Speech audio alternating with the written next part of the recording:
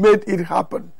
I believe the Super Eagles will do well at the World Cup, but I won't go as far as say they will win. I don't think that's exactly, no matter, yes, football is a very unpredictable game, but honestly, on that level, on that platform, I won't be putting my money on the Super Eagles to win. Yes, Mr. Speaker, I also was not one of those that said Nigeria would win the World Cup. But looking at the groupings and looking at where we are, if you look at the match that was played against Argentina, one thing I always say is that the World Cup is a totally different environment because there's so many other factors that determine your performance at the World Cup. Number one, it's a 1 month tournament. It's not a 1 match tournament. Number two, certain other factors that some of our colleagues call significant others come into play during such a tournament. The psychology of the team, the location, the logistics, travel logistics, transport logistics, distance from hotel to stadia to training facilities, the diet, and the general mood around the camp, amongst other things.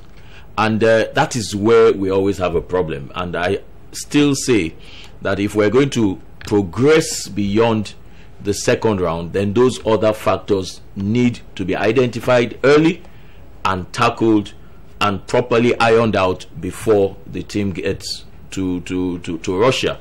Realistically speaking, I would say that I think we can get out of the group if we do the right things. But our coming out of that group is not dependent on a match against Argentina. It will depend, for me, on our first match, the match against Croatia. If we don't win that match, then it will be difficult for us to come out of the group. If we don't win that match, then that Iceland match would be like a winner take all. And my honest opinion is that we must ensure that we win that first match. That will decide whether we come out of the group or not. Mr. Speaker, sir, I am one of the people who predicted that Nigeria can win the World Cup. I do not think it is impossible for us to win the World Cup. I think we have a lot going for us. First of all, we have patriotism. We are all patriotic Nigerians, so we can also hope. So we hope.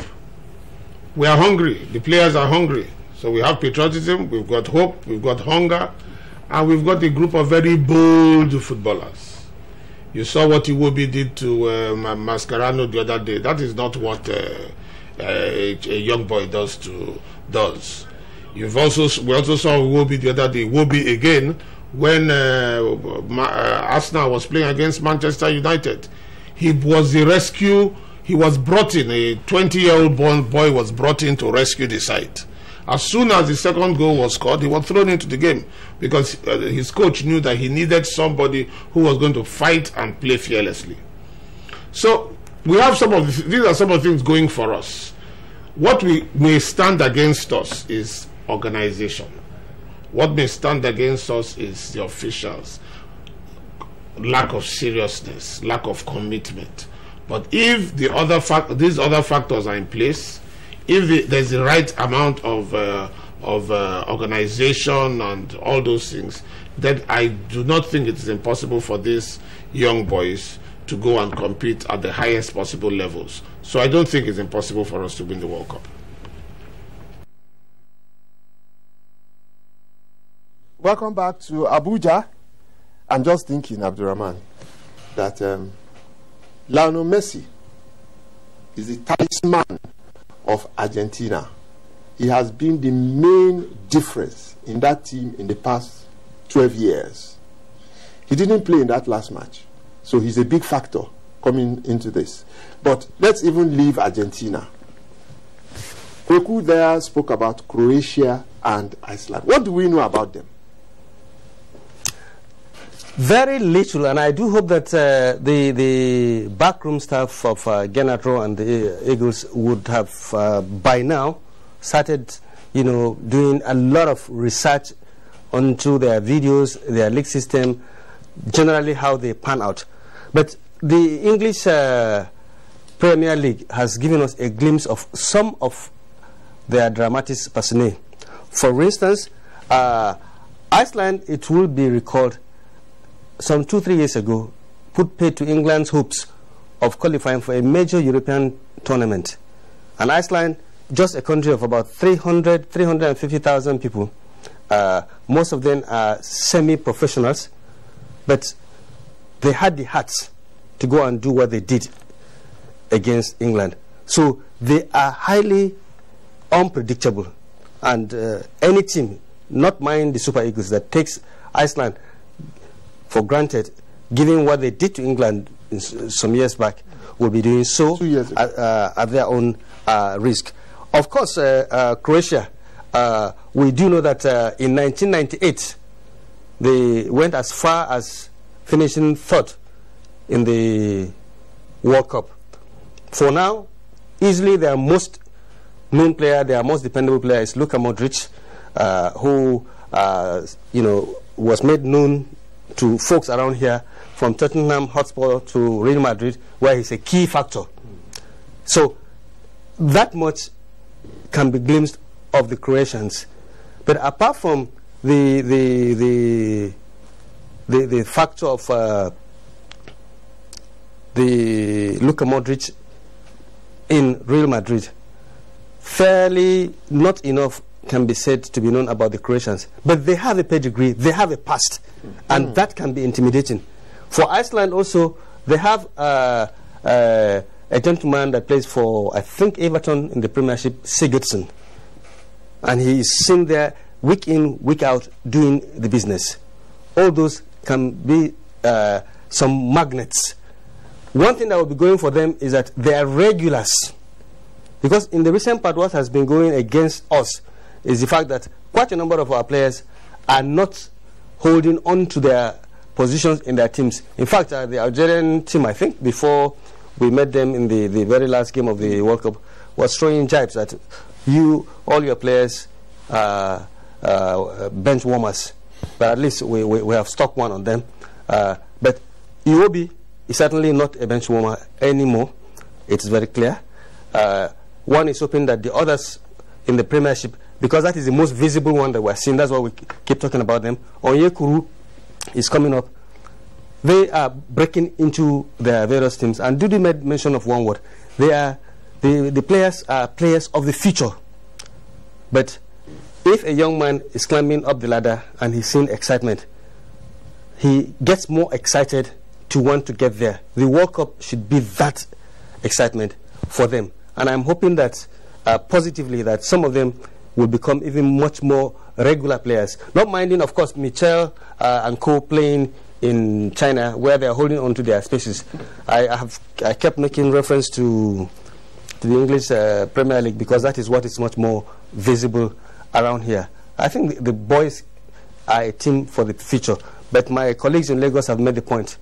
If our logistics is right, administratively, if we get it right, there should be no squabbles, money squabbles. The handlers of the team should, as a matter of urgency, decide about what is psychology. Eagles have had no psychologists. All the big teams that are having psychologists along with them, the end fools, they play a part in trying to mold the mood of the team. So these are some of the things that we really need to take care of. Yes, if you are just joining us, this is the Sports Parliament coming to you from our studios, NTA in Abuja. But before we go on our next break, I would just have to say that Croatia derives from the breakup of Yugoslavia. And if you recall, Yugoslavia, in terms of football, technically, is one of the most advanced football cultures in Europe. And the Croatians have shown it ever since. And Iceland is plays like the other Scandinavian countries, Sweden, Denmark, Norway. And if you look at the archives, our style of play in Nigeria does not really suit that kind of very organized, very disciplined style of play of the Danes or the Swedes. And look at the matches we played in 2002 against Sweden and the one we played in 1998 against Denmark. They speak volumes. But what Gernot Rohr has done now is that he has organized 2 friendly matches, and I think he just got it right. 2 friendly matches, once against Serbia, that plays like Croatia, and the other against Sweden or Norway, I'm not sure which one, that plays exactly like like Iceland. So he's preparing well. When we come back from our break, we'll be going straight to Lukman, who is waiting there to make his own predictions about so many other matches, and of course the World Cup. Join us after the break.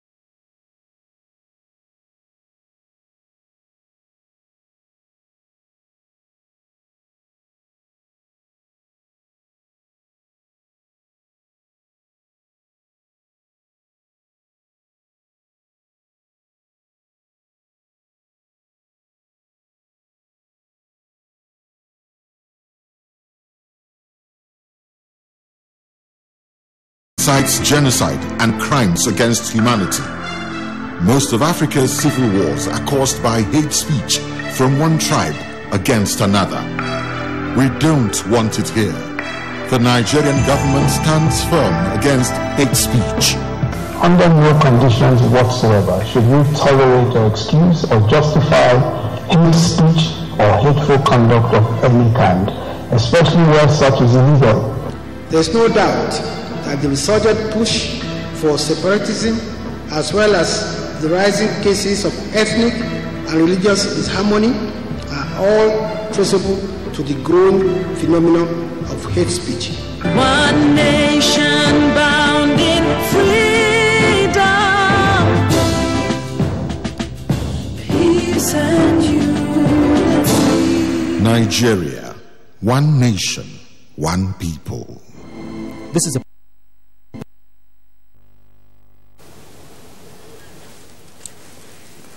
Okay. Thank you, Mr. Speaker. This weekend, it's all about derbies in European football. We have the Manchester Derby, we have the Merseyside Derby, we have Derby della Italia, and there's another London Derby. Welcome to European football in 300 seconds. My name is Lukman Ogunwolu. Our focus matches are Eintracht Frankfurt Bayern Munich, Amiens Olympique Lyon, Juventus Inter Milan, Real Madrid Sevilla, Villarreal Barcelona, West Ham Chelsea, Liverpool Everton, and Manchester United Manchester City. We begin in Germany. Eintracht Frankfurt hosts Bayern Munich. This is a favorite fixture for Bayern Munich. They've not lost against Frankfurt in 7 years, and I think they will continue that run this weekend. They will win away from home 2-0. Moving over to France, newcomers Amiens are hosting Olympique Lyon. Lyon have been very impressive on their away travels this season. They know that they need to win to keep the league title race alive in France. So I'm predicting that they will beat Amiens away from home 3-1. In Italy, last week we had the top of the table clash between Napoli and Juventus. And Juventus won an hard-fought away victory away from home. This weekend they will be hosting Inter Milan at the Juventus Stadium. I think they know that they need to win in order to also leapfrog Inter Milan and go on top of the table. Moving over to Spain, Real Madrid Sevilla. Real Madrid had an opportunity to close the gap against Barcelona last week, but they didn't achieve that with their goalless draw away at Athletic Bilbao. They know they need to win at home this weekend, and Sevilla have been struggling away from home. So I'm predicting a 3-1 win for Real Madrid. Villarreal Barcelona. Back-to-back league defeats has made it difficult for Villarreal to make progress on the league table.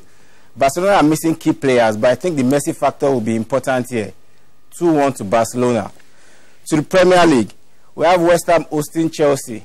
West Ham gave a good display at the Etihad Stadium last week, but it amounted to nothing. Eden Hazard is in thrilling form at the moment for Chelsea, and I think he will make the difference here. I'm predicting Chelsea to beat West Ham 2-1 away from home.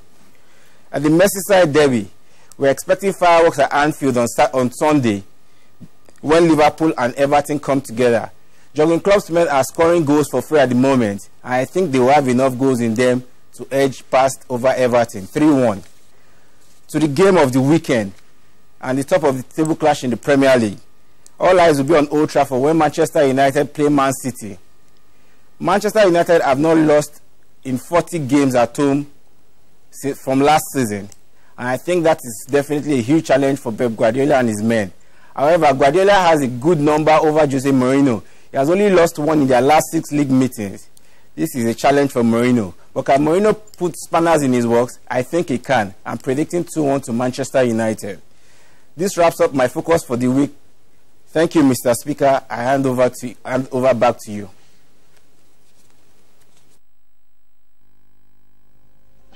I can imagine how tons of Nigerians everywhere will now be cursing you.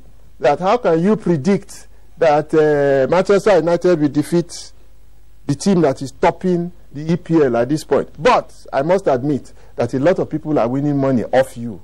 They are winning a lot of money, and I think I will soon join them. Thank you for all your predictions, but do you share what you just said there? Manchester United, Manchester City. I will ask Dudu, so let me ask you. 2-0 against Manchester City at Old Trafford. Mr. Speaker, I don't want to betray myself, but let me just say, I pray so. Well, yes. Well, this is the Sports Parliament, and we are coming to you from Abuja today, and of course in Lagos, but the presentation is here in Abuja. And one thing that we have not discussed is that, well, I think Kweku alluded to it, that the World Cup is, a game that lasts over a period of 1 month, and you are supposed to play a lot of games, and so many factors come into play. Your bench is very important because you have to substitute players and all of that. Injuries. If you are unfortunate and you lose a key player, then you are in trouble. So let us focus now on the Nigerian team, so that by the end of this program, Nigerians will either go to sleep well or know that there is no hope. So let's look at the Nigerian team itself. The bench. That bench. What is the quality of the bench? And as I said before we went on break, Gerhard Rowe had started by arranging that match, or those matches, against Serbia and Sweden or Norway. I'm not sure which of those two teams. Over to you. Well, Mr. Speaker, I think what may be going well for us is that this NFF, headed by Amaju Pinnick, is beginning to understand that planning really does help. In the past, the bulk of the planning, our most successful World Cup perhaps was our debut in 1994, and a certain Clemens Westerhoff had the ears of the authorities, and so the planning was almost near perfect, except that in the final analysis, you were the team manager, something went bust, and the players lost concentration.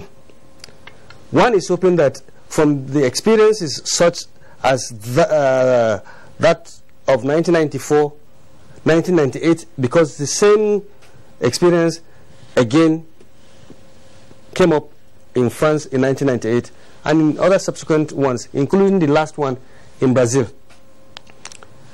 The issues of finances must be taken care of. The players must know what their dues are. The officials must know that. There should be no interference with what the coach, who has been given the responsibility, decides. Because it's not done when a coach qualifies a team for an event such as the World Cup, only for interference from quarters, the sports ministry, the NFF, at the point in time when the man is supposed to deliver. It does happen in one or two places where maybe there is a heavy, breakage of performance, where the team performs inexplicably so very low. The FA at that point in time, I think, could have the right to interfere. That did happen to Brazil in the 1978 World Cup, if I recollect, where the CBF or had to come in and take over the control of the team at that World Cup in Argentina, because they thought they were being scandalized, and they had to start, coming in to tamper with the selection. I don't think we're in that kind of a situation. Gernot Rohr, like you have stated, has started well. He should be assisted, given all that is required, so that every bit of good that needs to be done, every dot that needs to be put in, should be put in place. Because the players are there. The players are human beings. But at that point in time, they are almost mechanical. Anything that affects them one bit, once they don't gel, once there is no cooperation, there is a simple loss of concentration for a minute, whether on the pitch or off it, it will spell danger. So for that particular 1 month, we must be at the top of our game, administratively and otherwise. If we do that, the players will be psychologically ready. Because come to think of it, if the World Cup is good for us, the first set of people to see that, to feel that, are the players. They are the ones whose values in the transfer market will go up. They are the ones whose contracts will be enhanced. The others who are on the periphery, the sports marketers, the sports journalists like you and I, and so on and so forth, are just at the periphery. And for the generality of us Nigerians, yes, we will be happy, our patriotism will rise. But the people who will feel it most are the players. So they have to be handled properly, professionally. Most of these people are playing abroad. Hardly does any player from our local league get into that, top crop of players. So they see how their colleagues from other countries, advanced countries, are being handled. If for a moment they think we're taking them for a ride, that will be the beginning of trouble. Wow. Well, we'll be going over to Lagos. But the issue I want Lagos to look at is this. There's something different about this team going to the World Cup. Something that is so completely different about the team. In the past, we had players that were really honed in the Nigerian or even the African system. A lot of individual artistry and flair, and not so much of the organized play, understanding the discipline in organization in a team. We were more personally expressive on the ball, just like South Africa, South Americans, Argentina, Brazil, and so on. But this team, the Nigerian team now, has a lot of players that were honed in Europe. People like Iwobi, like the two central defenders, and so on. Ekong and so on. And these are people who now organize. They understand the organization of the game. They are more organized and they play very disciplined. That's what I see in this team now. How much will that impact on how they play in the World Cup? Well, your comments in Lagos. Yes, the impact of the European style of play on our players. For me, it's an advantage for us because, like I mentioned earlier, when you're looking at a tournament that goes on for a month, then your emphasis will not just be on individual play, not just be on flair, but it has to do more on organization. And if we have players that are used to that already, many of them play in Europe and they play regularly in Europe, then it's to our advantage. One other thing that I've seen in that team, because I've been opportune to travel a couple of times with them to some of their matches, is the spirit in the team. Honestly, the coach has been able to build a spirit that is positive. A night before the game, the day of the game, you see the team focused all together. They go everywhere together. They go for their meals together. They are dressed uniformly. You know, these are very little things that we take for granted, but these are things that psychologists will tell you help in team building and team bonding. That is there already, and I know that in the 6 or 7 months that we have to the World Cup, it will be an advantage. One other thing is the issue this Mr. Speaker spoke about the bench. Before we even talk about the bench, I think we still need to talk about strengthening the first 11 itself. We still have 1 or 2 areas that I believe that need to be strengthened, and then we can begin to talk about having a bench. So both aspects need to be looked at. But before I just go, I just want to point out something that I think the NFF itself may have started working on already.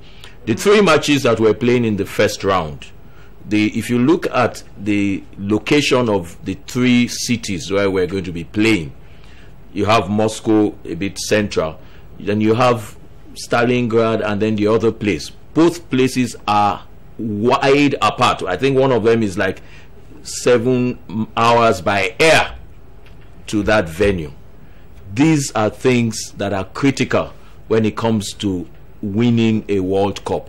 The arrangements must be such that fatigue does not set into the team because they are traveling from one place to the other. And I really believe that we need to begin to look at these issues. Those 3 cities are far apart. So our team-based camp must be strategically located, that at the end of each match we play, it gives enough time for the players to come back and begin their warm down, their cooling down before they begin to prepare for the next match. This is critical, and I think we need to begin to look at it now. Well, Mr. Speaker, one of the things that we have going for us is that this is a new generation. In the past, the last up to the last 2 years, the last 10 years before now, we had a generation of players and officials, so to say, who were very, very fixed on wanting to get as much money as possible from every single match. And that was because of the kind of mindset. They are local. Lots of them were local players. But now we have people who are playing football internationally, who've lived abroad, and who understand the big picture, who understand that it is important. It's important to get to the World Cup. It's important to get to the second round. It's important to play as many matches as possible. They know that the match bonuses or their wages from their international clubs far exceed what they get from the 10,000 or so winning bonuses that they get from these matches. So they are focused and they are more intelligent. They are wiser. They have a larger world view. So I don't expect that we're going to have those kind of situations where people are counting money into the night or insisting that if they're not paid, they're not going to play. I don't think that is going to happen. And one of the things is that we must, as much as possible, keep them as far away from interference. And they mustn't be around where people are talking about sharing money and such things, because if they find out that, for example, the federal government is making monies available, then they say, okay, so where's ours? You know. The other thing is that you talked about the bench. I've looked at like the forward line. We have an Igalo, we have Iwobi, we have Kelechi, we have Musa, we have Moses. Simon Moses. There's enough. If anybody is not fit, there's somebody else to fit in. The midfield also, the defense has Ekong, it has Balogun, and lots of other players who are sitting down and who are waiting to have their own opportunity to play. The place where we haven't quite settled it yet is the goalkeeping function, but I'm sure in 8 months we'll be able to be much stronger in that regard. So I'm hopeful. Yeah, let me add to the mechanics of having all things together. One, I'm happy the coach, who appears to be the talisman of the team now, has a new contract, and the contract is improved.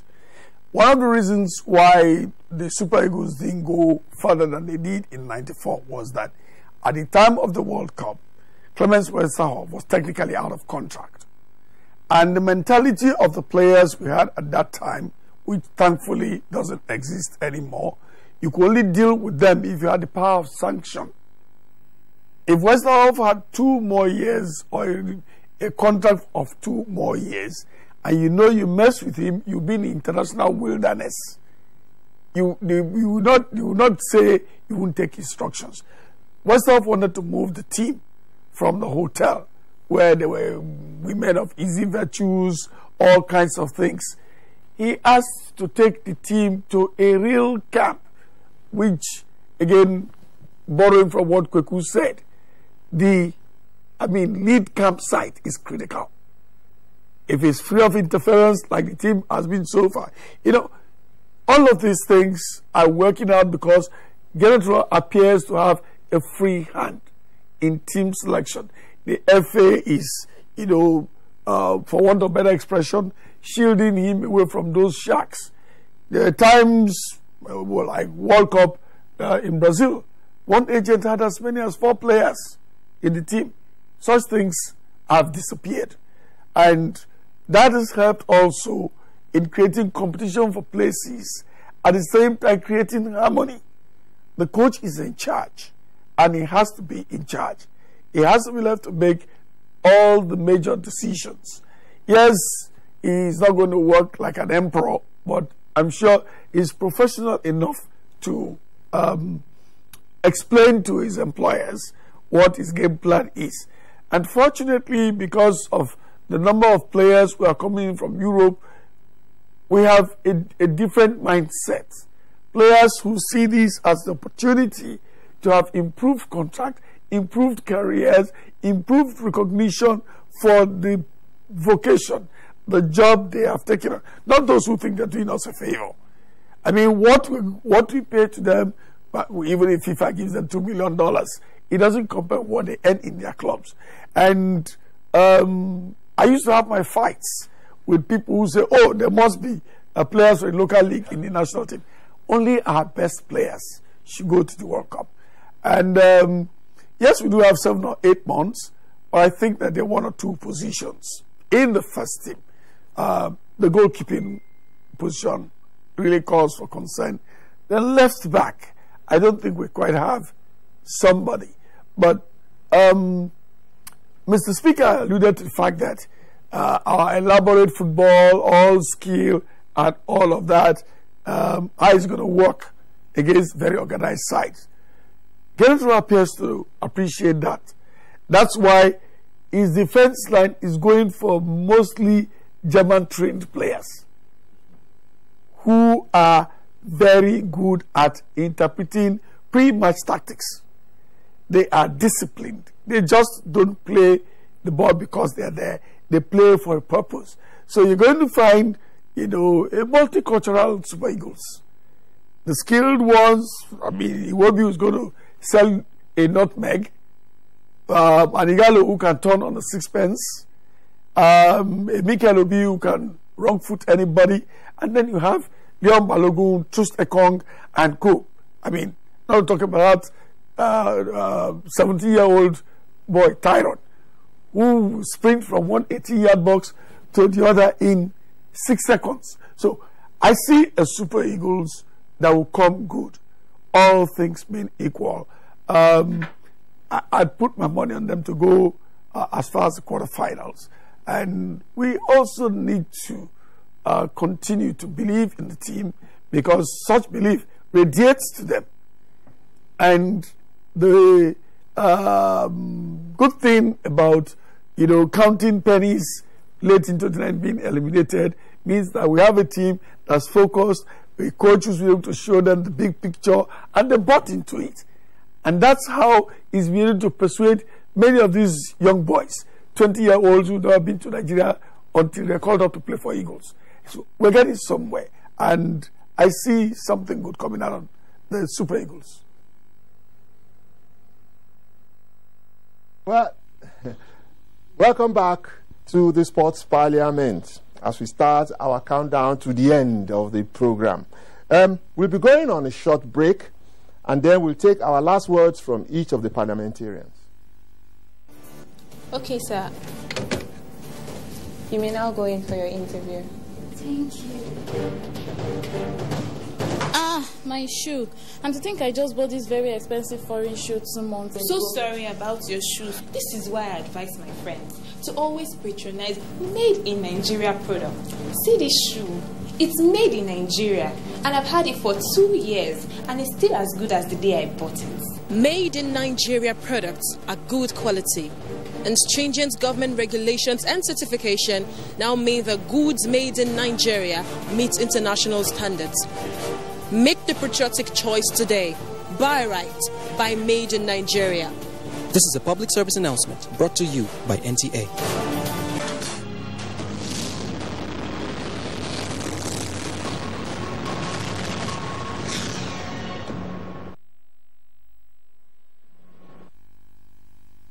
This is the Sports Parliament coming to you from our studios in Abuja and Lagos. Well, there's something that happened last week. It was reported that the Honorable Minister for Sports has made his request for 3 billion naira. 3 billion naira. I heard it on the news. And that is to take a huge federal government delegation so that we can go and intimidate the opponents. That is all well and good. But I want to remind us all that in 1994, when we had the 4th or 5th best team in the world, and we were on the verge of actually qualifying for the quarterfinals of that World Cup, that team was disrupted because we had players and officials and all of that in one place. There was chaos. West Staff wanted to move the team to another hotel, but the players would not leave because they were having such fun with all those officials and all of that. So it was the official presence, the presence of officials, that actually killed that team in 1994. Needless for me to go into what happened in 1998. So, as we are going with this huge amount of money to take officials, that's fine to go and support the Eagles. But my own admonition is that let them stay clear of the Super Eagles. Last word from each one of you in Lagos as you sum up your thoughts about the World Cup and the draws that just concluded last week. You have 45 seconds each, and then you come back where we round off the program. Mr. Speaker, sir, playing against Argentina in the last World Cup, we had a makeshift team, and we lost narrowly to Argentina 2-3. This year we have a much stronger team. And we have and they are playing with a Messi who doesn't have that tremendous pace any longer.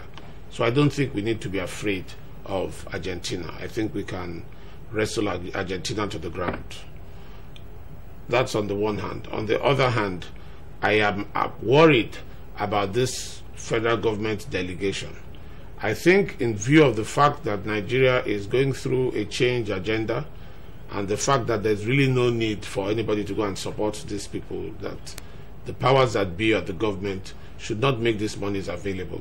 Let them allow the NFF and the coach to do their work. Anybody who feels very strongly about it and who wants to spend his own money should go to the World Cup and go and watch the match. Well, for me, it's a curious proposition because the Honorable Minister was once quoted as saying there was no need for us to play at the World Cup because we cannot win. So I don't know what has changed in his opinion, who he's been speaking with that makes him believe that we will win. That's why he's asking for 3 billion. It's going to cause distraction.